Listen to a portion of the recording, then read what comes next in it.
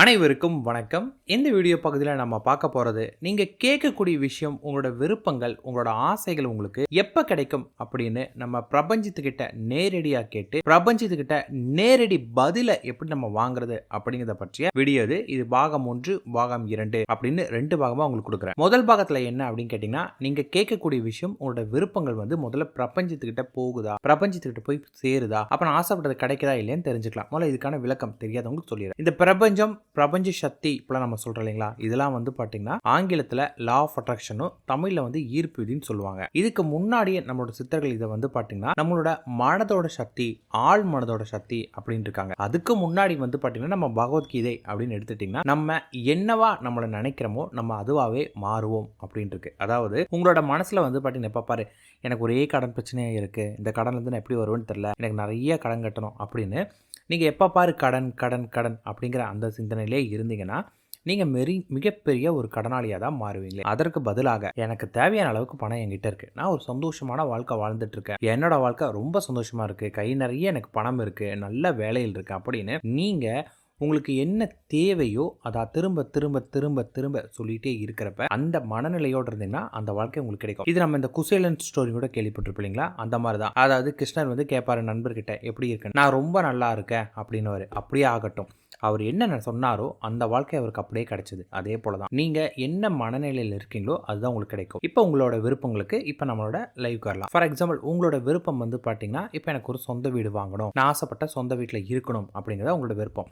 நீங்கள் ஒரு வாடகை வீட்டில் இருக்கிறீங்க, சொந்த வீடு வாங்குற காசு இல்லையோ, ஏதோ ஒரு கண்டிஷனால இப்போ கொஞ்சம் சொந்த வீட்டில் போகணும்னு ஆசை இருக்குன்னா நீங்கள் என்ன மனநிலை இருக்கணும், எங்கிட்ட சொந்த வீடு இருக்குது, இன்னும் கொஞ்ச நாள் நாங்கள் சொந்த வீட்டில் தான் தங்க போகிறோம், எப்படியும் நாங்கள் சொந்த வீட்டில் இந்த வருஷம் போய் தங்கிடுவோம் அப்படிங்கிற மனநிலையில் நீங்கள் இருந்தீங்க அப்படின்னா உங்களுக்கு கொஞ்சமாக சொந்த வீட்டில் நீங்கள் இருக்கிறக்கான வழிகள் கிடைக்கும். அதாவது வானத்தை பிச்சுக்கிட்டு சொந்த வீடு கிடைக்காது. அதற்கு பதிலாக நீங்கள் சொந்த வீட்டில் தங்குறதுக்கான வாய்ப்புகள் வரும். என்ன பண்ண எக்ஸ்ட்ரா உங்களுக்கு சம்பாதிக்கிறது, எங்கள் லேண்ட் கம்மியாக இருக்குது, எங்கள் வீடு வாங்க முடியும், லோனில் வாங்குறதா, ரெடி கேஷில் வாங்குறதா, இப்படிங்கிற எல்லா விஷயங்களும் உங்களுக்கு கொஞ்சம் கொஞ்சமாக தெரியும். நீங்கள் எந்த அளவுக்கு நம்பிக்கையோட பண்ணுறீங்களோ அது. நீங்கள் நம்பிக்கையோட பண்ணாலுமே நமக்கு ஒரு கேள்வி இருக்கும், எனக்கு இந்த வருஷமே நடக்குமா, இல்லை அடுத்த வருஷம் நடக்குமா, இல்லை எனக்கு கிடைக்குமா, எனக்கு கிடைக்காதா அப்படிங்கிற கேள்வி இருக்கும். இந்த கேள்வியை பார்த்தீங்கன்னா நம்ம யாருக்கிட்ட கேட்டு தெரிஞ்சுக்க முடியும். கண்டிப்பாக நமக்கு ஒரு கேள்வினா அதை யாராவது கிட்ட கேட்டு விளக்கம் பெற்றாதான் அதுக்கு நமக்கு பதில் இருக்கும் இல்லைங்களா. அந்த மாதிரி நம்ம யார்கிட்ட கேட்கணும்னு கேட்டிங்கன்னா பிரபஞ்சம் அதற்கும் வழி சொல்லுது. நீ எங்கிட்டே நேரடியாக கேளு, எதுக்கு நீ தேர்ட் பர்சன் கிட்ட கேட்குற அப்படின்வாங்க. எங்கிட்ட அப்படின்னா பிரபஞ்சம் எது மீ சொல்ல போனால் நம்ம சித்தர்கள் சொன்னதான், அண்டத்தில் உள்ளது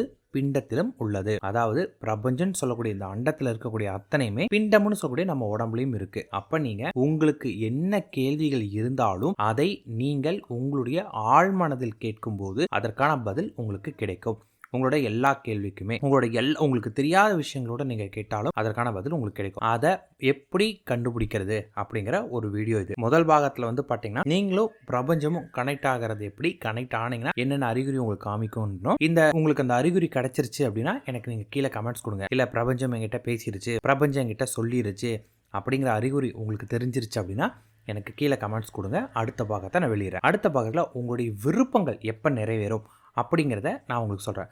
விருப்பங்கள் நிறைவேறுமா நிறைவேறாதா, நிறைவேறினா எப்படி நிறைவேறும், எப்போ நிறைவேறும், அதை எப்படி தெரிஞ்சுக்கிறதுங்கிற பற்றி வீடியோ கொடுக்குறேன். முதல் விஷயம், நீங்களும் பிரபஞ்சம் முதல்ல கனெக்ட் ஆகணும். ஸோ கனெக்ட் ஆனால் மட்டும்தான் பார்த்தீங்கன்னா அடுத்த கேள்வியை கேட்க முடியும். அதனால கனெக்ட் ஆகிறத நான் கொடுக்குறேன். உங்களுக்கு நடந்த பிறகு எனக்கு நீங்கள் கமெண்ட்ஸ் கொடுங்க. எந்த அளவு கமெண்ட் வருது அப்படின்னு தெரிஞ்சுக்கிட்டு நான் உங்களுக்கு அடுத்த வீடியோ கொடுக்குறேன். இதுதான் பவர் ஆஃப் யூனிவர்ஸ்னு சொல்லுவோம். இதுக்கு நீங்கள் என்ன பண்ணணும், நைட்டு தூங்குறதுக்கு முன்னாடி, எப்பயுமே நம்ம நைட்டு தூங்குறதுக்கு முன்னாடி பண்ணும்போது தான் பார்த்தீங்கன்னா நம்ம சீக்கிரமாக பிரபஞ்சத்தோட கலப்போம். அல்லது காலையில் தூங்கி எழுந்த உடனே 2 நேரத்தில் ஏதாவது ஒரு நேரத்தை நீங்கள் சூஸ் பண்ணிக்கோங்க. ஆனால் இதை நீங்கள் பண்ண பிறகு உங்கள் மைண்டை டைவர்ட் பண்ணக்கூடிய எந்த ஒரு விஷயமும் பண்ணக்கூடாது. இப்போ ஃபார் எக்ஸாம்பிள் நைட் நீங்கள் பண்ணுறீங்க அப்படின்னா பண்ணி முடிச்ச உடனே படுத்து தூங்கிடும். காலையில் பண்ணுறீங்களா, அதன் பிறகு ஏதாவது மெடிடேஷன் பண்ணிட்டு நார்மலான உங்கள் லைஃப் ரொட்டீனுக்குள்ளே நீங்கள் போயிடணும். உட்காந்து மொபைலை பார்க்கறது, உட்காந்து மனதை கெடுக்கக்கூடிய விஷயங்கள் பண்ணக்கூடாது, இல்லை தெளிவாய்க்கோங்க. இது உங்களுக்கு மொத்தமாக 2 நாள் கணக்கெடுக்கும். 2 நாட்களுமே நீங்கள் அசைவ உணவு சாப்பிடக்கூடாது, போதை வஸ்துக்கள் எடுத்துக்கூடாது, மனதளவில் யாருக்கும் துரோகம் நினைக்காதீங்க, யாரையும் திட்டி கோவத்தை வெளிப்படுத்தாதீங்க. ஒரு காமான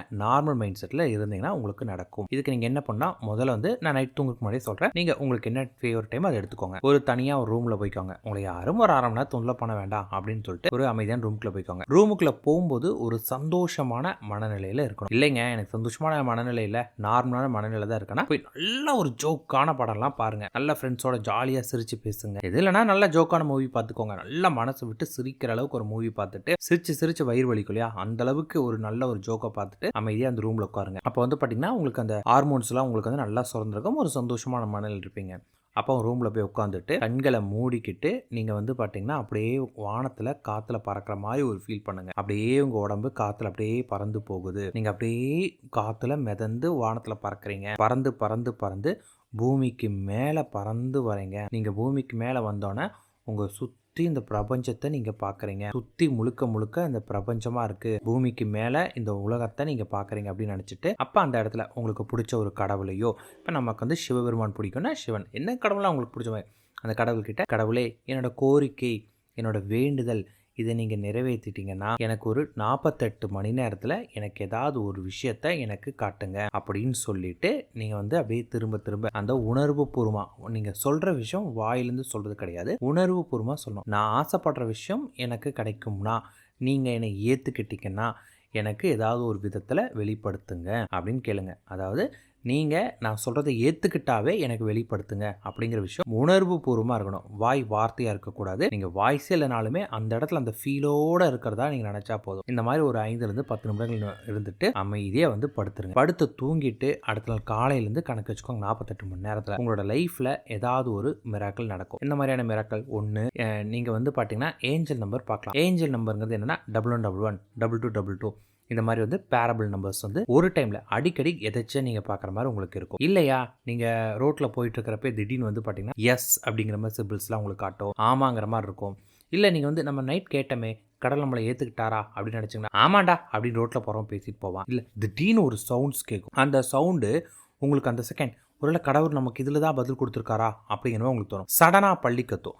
அந்த கத்துறது நார்மலாக நீங்கள் நிறைய டைம் அந்த மாதிரி பள்ளி கத்துற கேள்விப்பட்டிருப்பீங்க. ஆனால் இப்போ கத்தும்போது உங்கள் மனசு சொல்லும் இல்லை எனக்கு கடவுள் கொடுத்த சிம்டம்ஸ் தான் இது அப்படின்னு உங்கள் மனம் அதை ஏற்றுக்கொள்ளக்கூடிய லெவலில் உங்களுக்கு இருக்கும். இந்த மாதிரி ஏதாவது ஒரு வகையில் ஒரு சிம்டம்ஸ் இருக்கும். இதுதான் அப்படின்னு சொல்லல.